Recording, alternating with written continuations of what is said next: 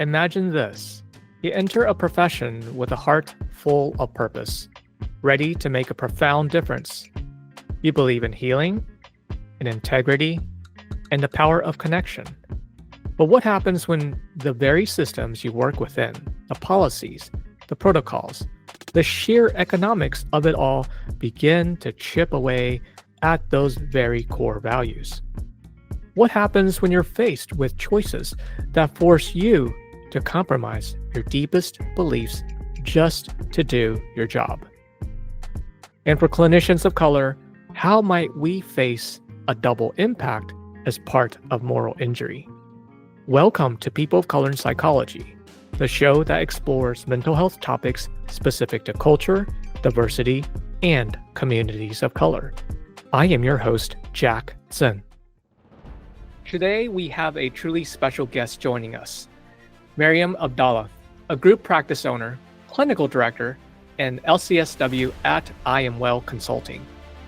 Maryam received her Master's of Social Work from Tennessee State University and has accrued over 20 years of experience, leading her to specialize in dialectical, behavior, and narrative therapy with diverse clients, including children and families, adoptive and foster parents, at-risk youth, and individuals who have experienced abuse and trauma, young adult offenders, helping professionals, and the LGBTQ+ community. Maryam's team at I Am Well Consulting is a practice dedicated to providing hope and healing to individuals, couples, and families. Their mission is to empower individuals and communities to heal from trauma through compassionate, evidence-based therapies, fostering resilience, self-compassion, and a path towards thriving. I Am Well Consulting is also deeply committed to creating a welcoming, inclusive, and affirming environment for all BIPOC and LGBTQ+ individuals, recognizing the systemic barriers and working to dismantle them. So in addition to her clinical work, Maryam is an adjunct professor at the University of Tennessee College of Social Work, an ambassador for the Coalition of Black Social Workers, a committee of the Black Mental Health Village, and co-founding member of Chroma Mental Health Collective. As a Black licensed clinical social worker, Maryam will be discussing recognizing moral injury within the context of Black and BIPOC experiences and ways to heal from it. Maryam, oh my gosh, it is a pleasure to have you today. Good morning. It's awesome to be here. I am happy to share and connect and dive into this most, I think, unrecognized or really not familiar term, moral injury. So yes. Thank you for the invite. Yes. You bet. I mean, you've done, like I said, over 20 years of work, and you've seen throughout your career this theme of moral injury. And so for our listeners, let's just dive right in. How would you describe moral injury? How would you define that for our listeners so we have a common ground here? Yeah, so moral injury, I would like to say, first was coined by psychiatrist Jonathan Shea in the 90s. And so it was originally connected to veterans in the military. And so when the veterans were experiencing some type of distress, psychological distress, at first they couldn't really put a name to it. And so eventually the work of Shea and his colleagues, they created this term moral injury that says the work that I do, how I show up, the things that I have to do professionally sometimes go against my morals or my values or my beliefs. And if you think about the military and veterans, a lot of them go to war and maybe that's not their belief. A lot of them sacrifice their lives and have to do things and have witnessed things that have occurred that, again, don't align with their morals or their values, but it's their job. It's what they have to do. And so they sit with that grief of, no matter what choice they make, they don't feel good. If they don't do what they're supposed to do, as a veteran, they don't feel good. If they choose their morals, then maybe they're not protecting their country. And so it's like finding yourself between a rock and a hard space.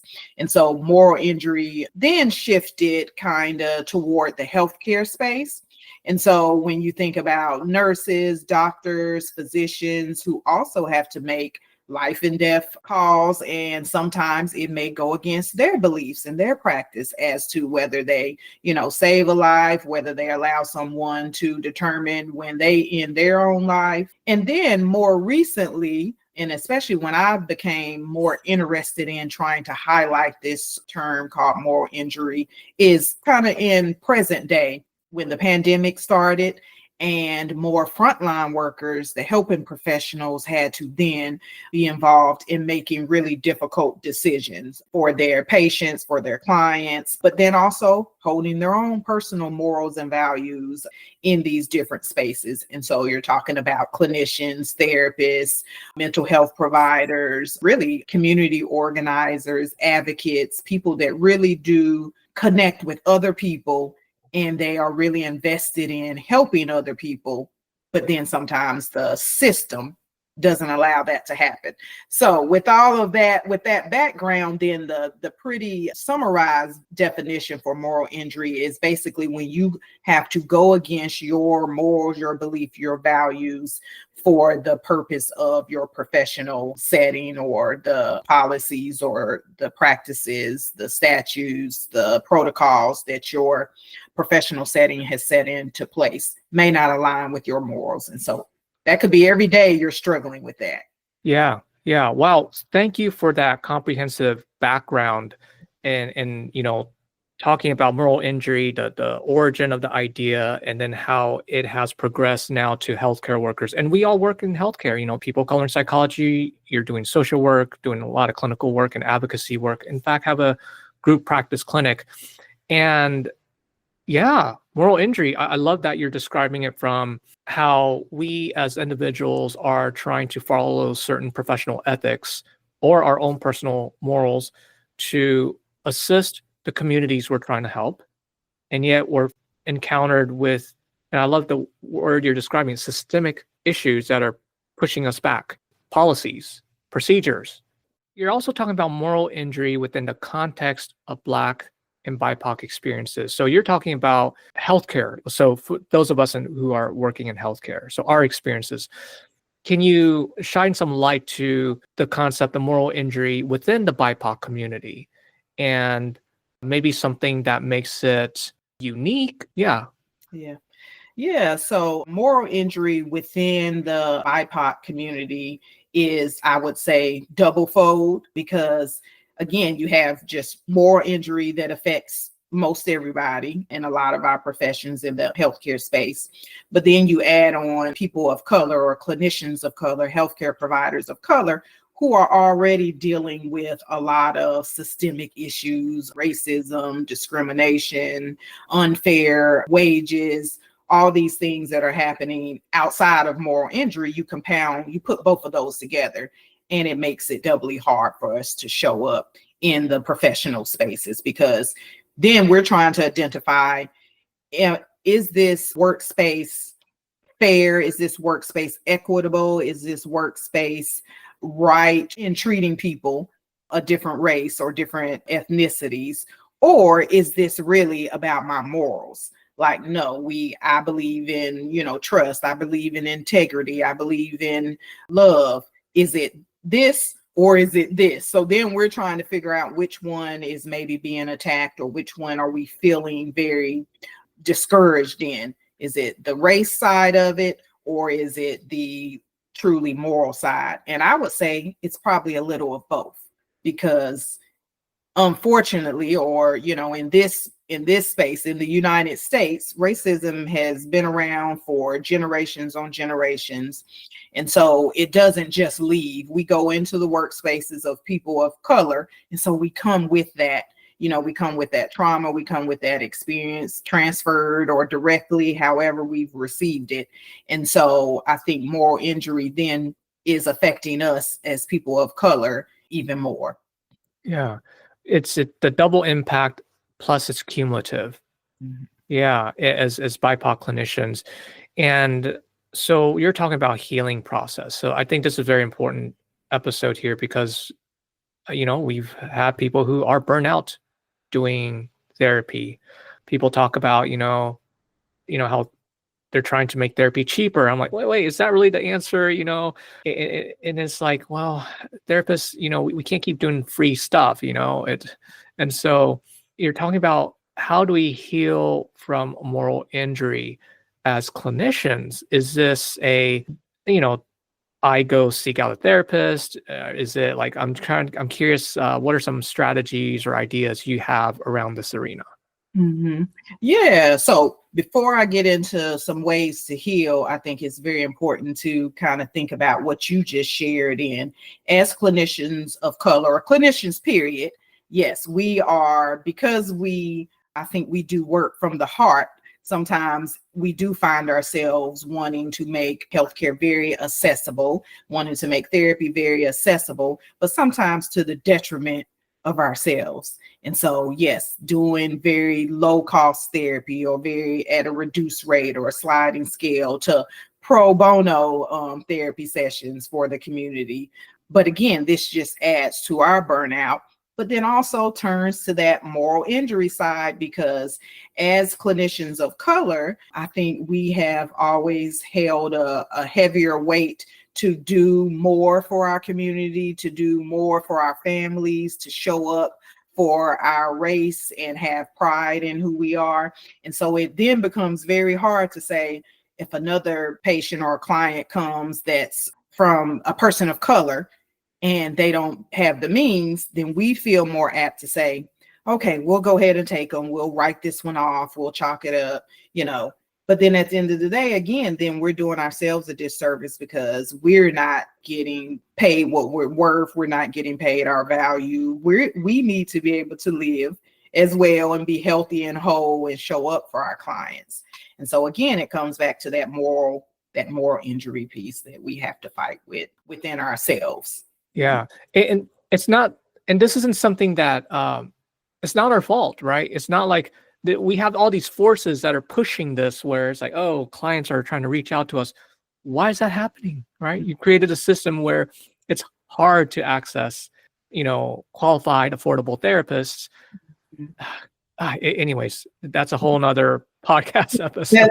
Right, another podcast. And something else that I wanted to mention around when you think about therapy, another space that really hits in the moral injury space, I think, has to do with Black and Brown clinicians utilizing theories, interventions, practices that are really, the foundation is in the European Western centric practice. And that doesn't always, go across to our clients. If it's a person of color sitting across from us, it doesn't always reach them. And so as clinicians of color, sometimes we feel pressure to utilize those theories and those practices instead of, again, reaching outside of the box and saying, let me look at something that is more cultural based, that has more diverse research behind it. It's still evidence based, but it also I can connect with this person sitting across from me, because we know people of color really resonate with community, with some type of faith, with some type of, holistic healing, whether it's through sound, through music, through movement. And a lot of the, again, Eurocentric theories, they don't incorporate that. It's just strictly, just talk. Just sitting one-on-one. Yes. That's it, in the office. Yeah. Yeah. Yeah. And so we clinicians of color have to then say, okay, sometimes we feel bad. Like, am I really a clinician? Am I really doing what I'm supposed to be doing? Am I showing up in the way that, quote, the world or, the psychological world says we should show up as clinicians? Or should I do what I know is healing and good for the client sitting across from me? Yeah. And this is also important because we're talking about, therapy, billing, you run a group practice. It's like insurance rates, right? It's like, well, what designates what, billable hours are, community outreach? Is that billable? How much is that versus a one-on-one 45-minute session? And so these are things like you're saying, oh gosh, I'm doing an intervention, but certain structures are making it so I'm only paying you for the one-on-one, but I'm not going to pay you for this community work. Right. Yeah. Right. And then you'd have to decide as a clinician, do you do that community work for free? Or do you just do the work that you can do and get paid? it's that balance of, I don't, I want to help my community. I want to give back. And again, I have a practice, I have a family, I have to be able to take care of myself as well. Yeah. Yeah. So yeah, I detracted from your thoughts and ideas, so I apologize. Oh yeah, healing. We were supposed Yeah.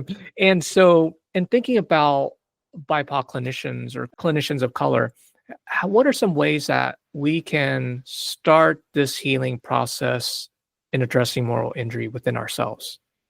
Yeah, so for clinicians of color, I would say really coming back to our why. So really taking some time to reflect, pretty regularly on why we are doing what we're doing. So why did I decide to become a therapist? Why did I decide to become a psychiatrist? Why did I decide to become a psychologist? Why did I end up in this space? And so once we are able to really identify and make sure that that why, that passion, that purpose is there and strong enough to sustain us, from day to day, from week to week in this profession, I think that's the first step. Just let me come back to my why, because sometimes maybe the things that I'm fighting against are things that aren't really that important to me. Maybe I've just gotten in this, in this space of let me push back, because sometimes that's in our nature. We're used to pushing back. We're used to fighting. We're used to surviving. And so maybe I need to kind of pull back. Maybe that's not important in this season. Maybe I set it aside in this season and focus on this is my why. And that will help me not be so overwhelmed with these decisions.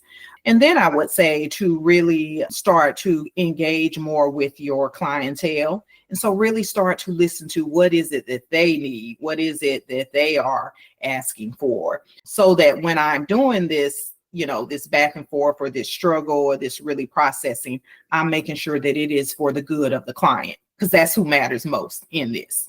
And so checking in with the clients, making sure that we are showing up and fighting for what they're asking for, and not just our own, like, this is what I believe and this is what I stand for. But then your client is like, oh no, I'm good. I don't really need that. So making sure that the fight also includes the fight of the client and the voice of the client. And then, as you talked about earlier, definitely, I always say therapists need therapists. And so at spaces where you feel like you have really identified your why, you're connected with the work that you're doing, I still need to process this out. I still need to talk through this. I still need to kind of think and downward process how I'm feeling. Get you a therapist, talk through it. And then if you have a faith belief, I believe in that spiritual practice, finding a spiritual practice that reconnects you, regrounds you, recenters you on a daily basis. We need that so that we can be intentional as we start our day, and then we can release the things that don't belong to us, that we've taken on from our clients all day, and shift into our personal lives, our family, our friends, our community. And so, yeah, I would say starting there when you're talking about the individual level of moral injury. Wow. It's very intentional. Mm-hmm. Yeah, it's very intentional. People can just slap on a word called self-care, but I'm not going to say that, because self-care in some ways cheapens this experience. You're really connecting. You're saying, hey, I'm listening to the client. I'm going to therapy to process certain reactions that are coming up for me.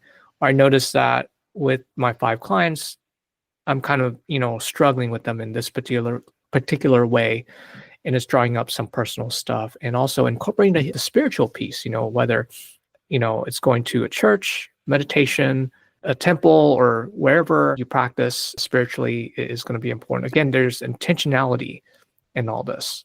Mm-hmm. Yeah. I say taking self-care to a higher level. So outside of, I think, taking care of yourself is good. Get your massages, all of that feels good, and it's good for the body. And then above that, like, how do we go deeper? Like we tell our clients, how do you go deeper than just, yes, feel good on the outside, but make sure you're working on the inside. And that's true for us as well. As yeah. Yeah. So, you've done so much work, and you're running a group practice, and you've, done talks about moral injury. So how did you get into this work? Share with us any memorable events or circumstances. Mhm. Yeah. So again, yes, I've been in the world of social work for 20 plus years. And so starting out, I'm sure like most people out of college, just ready to save the world. I've always loved helping people and empowering people. And so as a case manager, again, working directly with clients, I was able to fulfill some of those needs. Like, yes, I'm being helpful, but then a couple of years in, I soon learned that, oh, I can't, number one, I can't help everybody. I can't save everybody. And then number two, there are a lot of things in place within the system, within this organization, within the policies and the protocols that don't allow me to fully show up for these children and families, because that's who I work with initially. So I'm not able to show up fully to help them because there are a lot of restraints that keep me within a box. And I started to notice over time that a lot of the clients that I was working with were coming kind of doing the same cycle. We would give services, we provide them with all of these things, and they would still end up back in the same space. And so I decided to open my own practice so that number one, I can write my own policies, my own protocol, set my own standards for my practice, as well as be able to help clients heal from the inside out. So not just put all these resources and give them all these resources and put them back in the same environment, but give them all these resources and help them change their mindset, help them heal from some of the things that are happening so that when they go back out into the world, that is different. They choose to show up differently. They choose to move differently. And so that was kind of the shift over the years for me, from working, a 9 to 5 to transitioning into my own practice to be able to have a little more freedom and liberation in how I provide services to my clients. Yeah, how you provide services, also how you are connecting with other clinicians. Mhm. That is so key here. Mhm. It's not like where you're working at, say, again, hospital setting, where you're sort of forced to work with certain folks. But in a group practice, oftentimes there's a selection. Oh, I enjoy working as part of this group practice. So there's that element. And of course, throughout your journey and kind of going through iterations of working with clients, you've come to really connect to this dialectical narrative therapy. Can you tell us just a little bit more about this particular work that you're doing? Mm-hmm.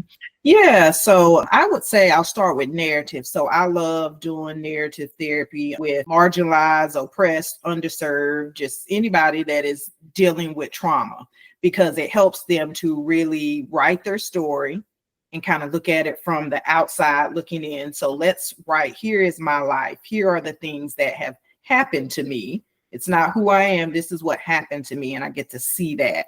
And then I get the choice to rewrite that story. Starting today, I get to say, how do I reframe my thoughts, my actions? How do I take some of this trauma, pull lessons from it, pull some wisdom from it, and take that as a strength going forward, and leave the rest, like the things that have been holding me back, the things that have really made me not feel worthy. I need to leave those because I've taken what I need from it.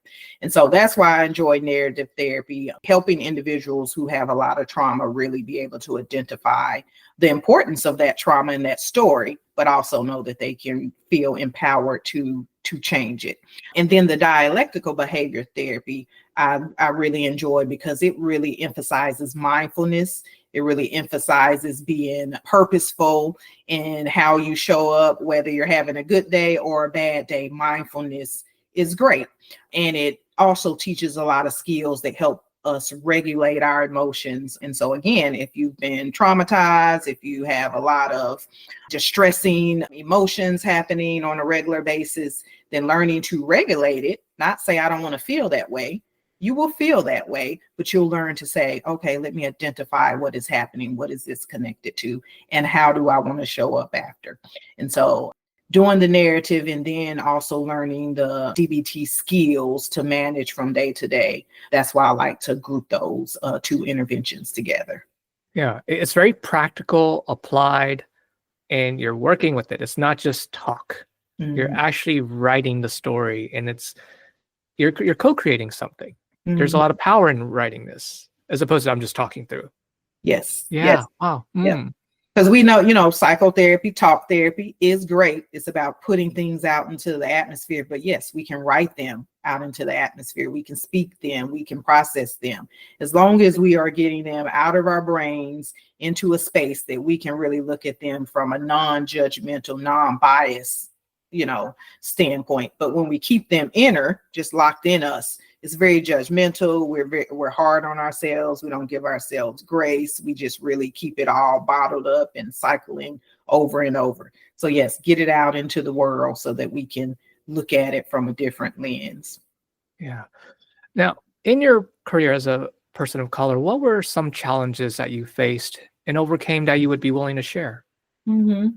I would say, and so early on in my career, as I talked about earlier, when I work with children and families, I would say that there was a lot of times when I felt the client needed a particular thing or needed assistance with a particular thing or needed more time in services where our protocols or our policies didn't align with that. And so I would just have to close the case and move to the next client, which did not feel good to me. And of course, as a younger, social worker in the world, it was harder for me to speak up, to say, well, I feel this is what I'm seeing based on my work with the client. And even when I got that voice or started to get that voice, it still was not, I would say, not accepted, mainly because then whoever was my manager or my supervisor or my leader, they were sticking to the policies as well. They weren't allowing for any outside of the box, any critical thinking, anything that didn't align with what was in front of them. It wasn't allowed. And so there was always a lot of pushback to what I felt was the best interest of the client. And so as I maneuvered through a lot of those spaces, eventually I decided, part of that is why I decided to leave the job that I was at, because I felt like my voice or what I had to share or bring to the table wasn't valued. They said it was in some spaces, but then in the spaces where I could have been promoted or I could have been added to this team or I could have been brought to the table to share my, thoughts, then I wasn't invited. I wasn't promoted. And so that's what pushed me to also leave, because I felt like my thoughts, what I had to contribute, was important. And as I noticed also, when you think about the field of healthcare, the higher up you go, there's a lack of diversity. And so when I was in a space and started to notice that, like, who's at the table, who is the voice? And it wasn't the voices that really matched the clientele that we were giving services to either. And so then that also, again, didn't feel good to me. Like, we need to have a diverse group of people at the table sharing their voices, and especially that connects back down to the clients that we're serving. Yeah. So, yeah. Yeah, it's like your clinical aptitude wasn't even recognized. Mm-hmm. It's like you're working with these clients, you're gathering information that's helpful for the clients, but your feedback to either supervisor's team just wasn't valued. So that's from the clinical side, also from a leadership side, right? Just a larger organization side where your ideas are going to be helpful because this is the community you're serving. Mm-hmm. And those ideas aren't valued. And as you're climbing up the leadership ladder, suddenly noticing that there's a lack of diversity. And yet, it's very jarring, because it's like, wait, there's a lack of diversity up there, and yet the people that you're really trying to help, I put air quotes, Mm-hmm. Are you really helping, or are you just kind of funneling folks through some system for profit, right? That's anyways, a whole nother podcast. Yeah, that's another yeah. podcast, but that definitely plays into, I think, a lot of clinicians of color stories and narratives. Other colleagues that I've talked to and that I, connect with. And like you said, networking is very important. That's why I value it probably more so than I did back then. I really value networking across the board with so many different healthcare clinicians and providers, and supporting each other in the spaces, because there are, clinicians of color, but then there are also allies that say, yeah, we do need more diversity. We do need more culture in these spaces. And so I enjoy networking and connecting with people and doing talks and discussions like this to help other people of color who may be struggling and may be feeling like, oh, I didn't know that happened to somebody else. Oh, wow. Maybe they thought they were alone, because this space can also be siloed, especially if you're in private practice, if you're not connecting with other people. So I think this is an awesome space, and networking is an awesome way to get those ideas and connect with other people and remind us that we're not alone. Yes. Yeah, that's so important. And so, what does it mean for you to be a Black mental health therapist? Mm-hmm. Yeah, so to be a Black mental health therapist means everything to me. It feels so empowering for myself, liberating for myself to be able to show up as my authentic self as a clinician. But then it is very humbling and an honor to sit across from people and listen to their stories and take in their stories and, hold their stories that are so sacred to them, and then be able to help them find spaces where they can be authentic, where they can show up. And so it really is the empowerment of, they feed and give me energy, and then hopefully I'm able to empower and give them energy to show up as their full selves in the world. And we know that is lacking in our Black and brown spaces. And so, yes, to be a clinician of color, to sit across from someone that I can relate to, they can relate to me, we can share in those stories. And then from a professional standpoint, from a research evidence-based standpoint, I can help them, with something that's happening in their life. Yeah, there's definitely more impact in the work that you're doing. Yeah. By being who you are. Yeah. So, Maryam, how do we support you? So let's see. Supporting me, I would say, is just sharing about I Am Well Consulting. If you are looking for a therapist, I'm taking some clients here and there, but I have a practice that's amazing with some great therapists that are accepting clients. And we do offer some insurance plans, and we do offer some reduced rate clients. And so, yeah, just sharing the word about I Am Well, and that we're here to work with the community. We're here to help people get to the best versions of themselves. All right. Well, Maryam, any final thoughts? Final thoughts, I would say that, again, as clinicians of color, just remembering your purpose and why you came into this space, why you decided to do this work, and bringing it to the forefront. If you need to, stick it on your computer screen, if you need to put it as a screensaver in your phone, if you need to write it down in your calendar, wherever, making sure that it stays at the forefront so that you can remember that you're doing great work. No matter what's happening, how good or bad it is, you're doing great work, and continue doing great work. Yeah, powerfully stated. We definitely need to remind ourselves, because otherwise we just keep doing the same thing, the habit, right? We do the grind. And you're saying reflecting, not just, originally I was just thinking, oh, this is an exercise I do once a year, but you're advocating, wait, listen, you probably do this a little bit more often, which totally makes sense. And that's something I'm going to do differently this year. Yeah, absolutely. Not waiting till sometimes we wait till it's too late. So yeah, yes, you're being proactive. Yeah.